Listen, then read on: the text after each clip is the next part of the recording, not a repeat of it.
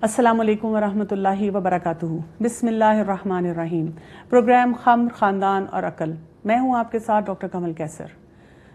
एक हदीस में आता है कि रसूलुल्लाह सल्लल्लाहु अलैहि वसल्लम ने इरशाद फरमाया, बेशक अगले पैगम्बरों का जो कलाम लोगों को मिला उसमें ये भी है कि जब तुम में हया न रहे तो जो जी चाहे करो। जी हाँ, बिल्कुल नाजरीन, ये एक हकीकत है जिससे हम आज के दौर में गुजर रहे हैं। हया कहीं हमें नज़र नहीं आती और उसकी वजह से जो बेबाकी लोगों के अंदर मौजूद है और उस बेबाकी की वजह से हम जितने मसाइल में घिरे हुए हैं उनमें से एक बहुत बड़ा मसला एडिक्शन की शक्ल में हमारे ख़ानदानों में मौजूद है। चाहे वो सोच की एडिक्शन है, चाहे वो बिहेवियर की एडिक्शन है, या वो किसी सब्सटेंस की एडिक्शन है। और इसी सारे सिलसिले को लेकर हम चले, लेकिन आज हमें उस चीज़ के बारे में बात करनी है जिसको हम कहते हैं हया। अपने घरों में हया कैसे लेकर आएं ताकि हम इन तमाम ईवल से अपने आप को बचा सकें। मेरे साथ इस वक्त स्टूडियो में मौजूद हैं मरियम अफजल साहिबा, जो कि एजुकेशनिस्ट हैं और ख़ास तौर पे दीनी तालीम बहुत से यूथ को देती हैं। और हम ख़ास तौर पे क्योंकि देखते हैं कि चैलेंज हमारा यूथ है, तो इसलिए हमने इनको इनवाइट किया है। महजबीन हसनैन हर प्रोग्राम में मेरी साथी, जो कि बच्चों के साथ, यूथ के साथ, वालिदैन और इवन असातिज़ा के साथ डील करती हैं। आप दोनों को मैं वेलकम कहती हूँ। अस्सलाम वालेकुम वरहमतुल्लाहि वबरकातुहू। जी मरियम, हम जब हया की बात करते हैं तो हमें कुछ हया की डेफिनेशन आप देंगी?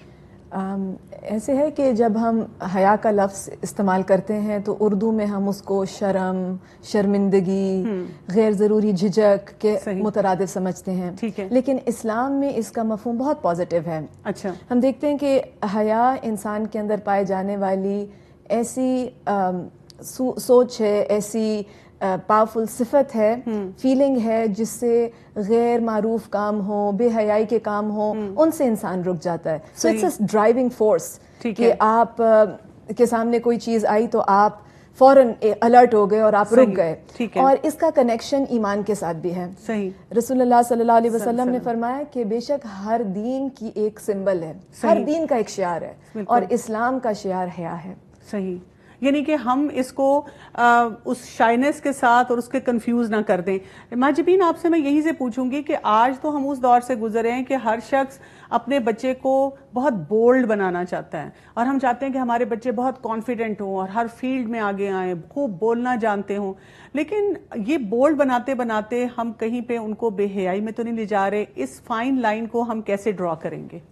हाँ, तो मैं बोल्ड और बेहयाई जो है, मतलब बोल्ड होना डिफरेंट थिंग है। बोल्ड का मतलब है आपका बेटा करेजियस है, फियरलेस है। करेजियस तो ये भी हो सकता है ना कि आउट ऑफ द वे जाके किसी की हेल्प करनी, कोई मदद करना, अपनी एज से ज्यादा बढ़ के करना, अच्छा काम।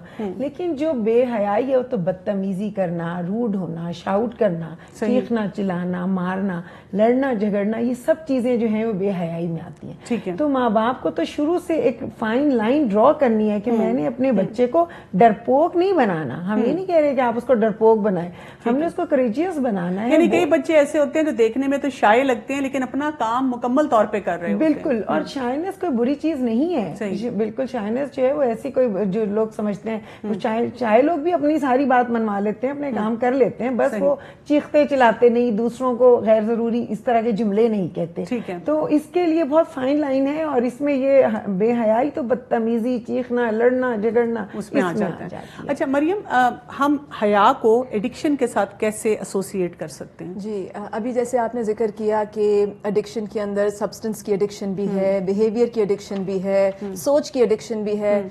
तो अगर हम बिहेवियर की एडिक्शन देखें तो कुछ लोगों को आदतन चोरी की आदत हो जाती है। सही। कुछ लोगों को पॉर्न की आदत हो जाती है। कुछ लोग जो हैं खाने पीने में ज्यादती करने लगते हैं। तो ये सारे फॉर्म्स ऑफ एडिक्शन बेसिकली तब ट्रिगर होते हैं जब सेल्फ डिटर्मिनेशन लैक कर रही होती है। अच्छा। और सेल्फ डिटर्मिनेशन एक्चुअली हया से आती है।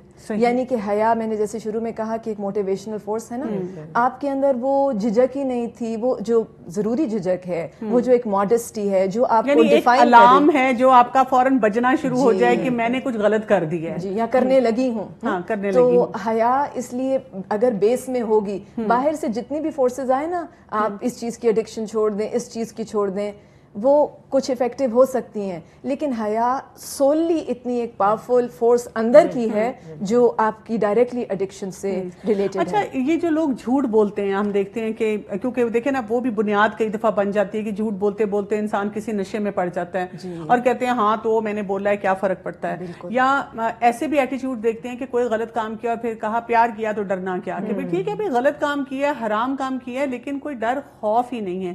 تو یہ جو ساری ایلیمنٹس ہوتے ہیں یہ بھی مطلب حیا اگر ہوگی تو اس سے کم ہونے شروع ہوں گے یا اس سے ایسوسیٹڈ ہوں گے؟ جی دیکھیں, ہم کسی چیز کو دیکھتے ہیں نا, ہماری یہ سارے ڈورز ہیں جو ایکچولی اندر کو لیڈ کرتے ہیں. آنکھ, کان, آپ کا جو چیز آپ نے دیکھی, جو چیز آپ نے سنی, جو چیز آپ نے بولی, جب یہاں پر آپ کے چیک لسٹ آپ کی حیا لگا رہی ہے اور وہ ایمان کے ساتھ لگا رہی ہے, تو پھر آپ خود بخود اپنے لیے لائنز ڈیفائن کرتے جائیں گے کہ کیا چیز میں بولڈلی کر لوں اور کیا وہ چیز ہے جو ایکچولی میرے نقصان میں جا رہی ہے. ٹھیک ہے. ماجبین یہ بتائیے گا کہ یہ جو ہم بات کریں جھوٹ کی بھی یا چھوٹی چھوٹی چیزوں کی بھی جو کہ بے حیائی کی طرف لے کے جاتی ہیں, اور اس میں حیا ایز سچ جو وہ کوالٹی ہے, پازیٹیو کوالٹی ہے, بلٹ نہیں ہونے دیتی, اس میں والدین کا کیا رول ہے؟ والدین کیا کر رہے ہوتے ہیں اس وقت؟ حیا جو ہے وہ بیسیکلی انسان کی زندگی میں تر و تازگی لاتی ہے. حیا جو ہے وہ اچھے برے کی تمیز سکھاتی ہے. تو یہ والدین کا ہی بیسیکلی کام ہے نا کہ شروع سے دیکھیں چھوٹی چھوٹی باتیں وہیں سے, کہ ہم نے یہ الفاظ ہم بول سکتے ہیں, پولائٹلی بول سکتے ہیں, بولنے کا طریقہ بھی سکھانا ہے, الفاظ کا چناؤ بھی سکھانا ہے. اسی طرح جیسے کپڑوں میں شروع سے پیرنٹس بتائیں گے کہ کون سے کپڑے آپ پہن سکتے ہیں, کون سے کپڑے آپ نہیں, الاؤڈ نہیں ہے. بالکل ان کا اسی طرح سے چیزیں پھینکنے میں, کوڑا کرکٹ پھینکنے میں, جب بچے ماؤں کو دیکھیں گے مائیں تو خود ہی گھر کے باہر کوڑا پھینک رہی ہیں, تو یہ بھی ایک طرح کی. اچھا, یہاں سے ہم ایک اور چیز بھی سمجھ آتی ہے کہ جب ہم حیا کی بات کرتے ہیں تو ہم نے اس کو صرف ایک حجاب سمجھ لیا ہے, ایک ڈریس کوڈ سمجھ لیا ہے, لیکن حیا کا دائرہ کار جو ہے اس سے بیونڈ ہے.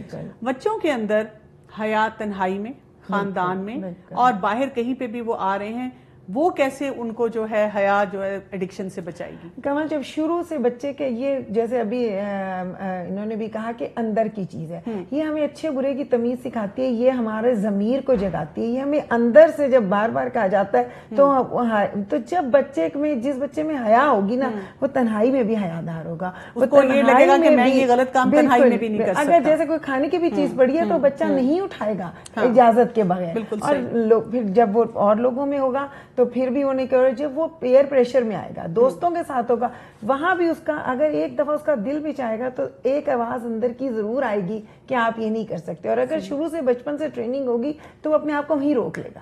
اور اگر ایک دفعہ پھنس بھی جائے گا تو جلدی نکل آئے گا. ٹھیک ہے.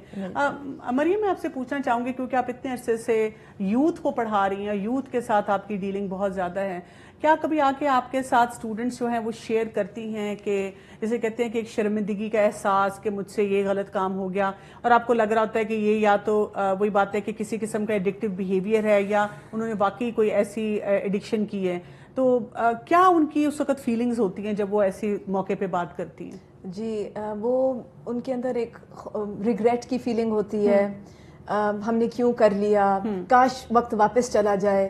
اور میں سمجھتی ہوں کہ یہ ایک پہلا سٹیپنگ سٹون ہوتا ہے. جب یہ ریئلائزیشن ہو جائے کہ کچھ غلط ہو گیا اور یہ نہیں ہونا چاہیے تھا, تو یہ ایک پہلا سٹیپنگ سٹون ہوتا ہے. اور یہاں پر میں یہ بھی ایڈ کروں گی کہ جب ہم ریلیجس ایجوکیشن حاصل کرتے ہیں, قرآن پاک سے جڑ جاتے ہیں, تو اس میں آتا ہے نا شفاء لما فی الصدور, کہ قرآن پاک شفا ہے ان سب چیزوں کے لیے جو دلوں میں ہیں, ان سب امراض کے لیے جو دلوں میں ہیں.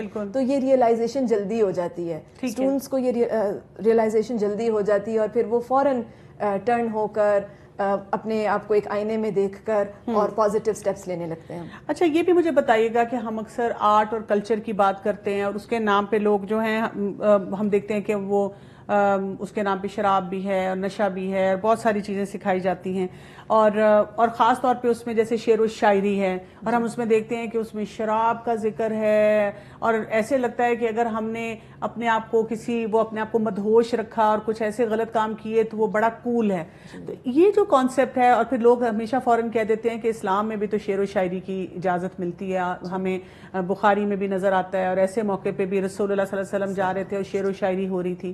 تو اسلام ہمیں شعر و شاعری کے بارے میں کیا بتاتا ہے؟ جی, جو آپ نے ابھی آرٹ اور کلچر کی بات کی اور جو ہمارے اراؤنڈ کانسیپٹس ہیں, اگر ان کو دوبارہ سے ایک دفعہ ہم اینالائز کریں تو دیکھیں جو ہمارے کان میں پڑتا ہے نا، اب یہاں پر اس کی بات آ گئی تو وہاں پر بھی الارم جو ہے وہ پھر حیا ہی ہے. صحیح. اور اسلام میں جو ایک بیلنسڈ کوڈ آف لائف ہے وہ ہمیں زندگی کے ہر معاملے کے بارے میں رہنمائی دیتا ہے. قرآن پاک میں سورۃ شعراء کے آخری آیات میں شعر و شاعری کے مضمون پر، شعر و شاعری کے ٹاپک پر بات کی گئی ہے. وہاں پر ہم دیکھتے ہیں کہ کلیئرلی ہمیں یہ بتایا جاتا ہے کہ ایسی شاعری جو اس میں بہکنے والی باتیں ہوں، فحش باتیں ہوں، جھوٹ اور مبالغے پر بیسڈ شاعری ہے تو اس کی قطعاً اسلام میں کوئی اجازت نہیں. صحیح.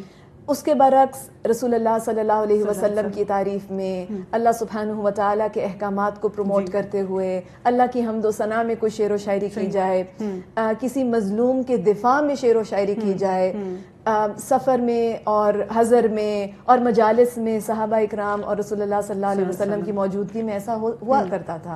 ہم دیکھتے ہیں کہ مشقت کے کاموں میں اور حوصلہ بڑھانے کے لیے، ہمت بڑھانے کے لیے اشعار کہے جاتے تھے. اور جب خندق کھودی جا رہی تھی تو وہ ایک بہترین مثال ہے اس چیز کی. تو وہ شعر و شاعری ہو یا آرٹ اور کلچر کے نام پر کوئی بھی چیز ہو، جب اس کے اندر غیر معروف اور فحش آ جاتا ہے تو وہ حیا کے برعکس ہو جاتی ہے. اچھا، اسی طرح ہم دیکھتے ہیں کہ موسیقی میں بھی ہمیں ایسی چیزیں نظر آتی ہیں اور آپ دیکھیں کہ اس کو روح کی غذا کہہ کے اتنا پروموٹ کیا جاتا ہے. اس سے بھی یہ ایڈکٹیو بیہیویئرز ملتے ہیں، کیونکہ ہمیں تو یہاں تک لگتا ہے کہ بہت سے لوگ جو ہیں وہ ان کی صبح کا آغاز گانا سننے سے ہوتا ہے اور رات کو سونے تک وہ یہی کام کرتے ہیں اور اس میں اسی قسم کے سارے میسیجز آتے ہیں. اور یوتھ میں جی یہ آج کل زیادہ کامن ہے اور اس کی بہت ضرورت ہے کہ ہم ان کو ایک نیگیٹو چیز جس کی اجازت نہیں ملتی اس سے نکال کر پازیٹیو آلٹرنیٹیوز دیں. ان کو ان چیزوں کی طرف لے کر آئیں جس میں ان کا انٹرٹینمنٹ، ان کا شوق، ان کا مزہ رہے، لیکن اس کے اندر کوئی ایسا ایلیمنٹ نہ ہو جو ان کو نیگیٹیوٹی کی طرف لے کر جا رہا ہے. اسلام نے ہر اس چیز سے ہمیں منع کر دیا جو ہیومینٹی کے لیے نقصان دہ ہے. ٹھیک ہے جی، بالکل آپ صحیح کہہ رہی ہیں کہ جب ہم ایسی چیزیں صرف اپنے بچوں کو دیتے ہیں اور ان کو کوئی ہیلدی آلٹرنیٹیوز نہیں دیتے. اگر آپ نے بچوں کو بچپن سے ہی، شروع سے ہی قرآن پاک کی تلاوت سے ان کو ایک ان کا ٹیسٹ ڈیولپ کیا ہو، ان کو بار بار سنائی ہو، ان کو اس کا ترجمہ بتایا ہو، اس کا میننگ دیا ہو بچوں کو، تو پھر ہم دیکھتے ہیں کہ وہ ایسی چیز ہے جو کہ انسان کے روح کے اندر اتر جاتی ہے اور وہ صرف جو ہے روح کی غذا ایسی نہیں بنتی جو کہ انسان کو اندر سے کھوکھلا کر دے. اس پہ ابھی مزید بات کریں گے، ایک لیتے ہیں شارٹ بریک.